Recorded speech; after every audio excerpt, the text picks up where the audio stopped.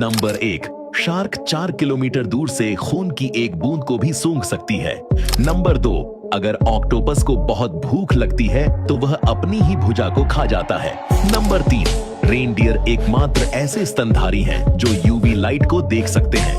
Number 4, मधुमक्खियों की 5 आंखें होती हैं। इनमें से 3 छोटी आंखें मधुमक्खी के सिर के ऊपर होती हैं और 2 बड़ी आंखें सामने की ओर होती हैं। नंबर 5, कोकोनट केकड़े ही एकमात्र ऐसी केकड़ा प्रजाति है जो नारियल को ले जाने और तोड़ने में सक्षम है। नंबर 6, एक शेर कम दूरी तक 50 मील प्रति घंटे की रफ्तार से दौड़ सकता है और 36 फीट तक छलांग लगा सकता है। नंबर 7, लीफ शीप सी स्लग एकमात्र ऐसा जानवर है जो फोटोसिंथेसिस कर सकता है।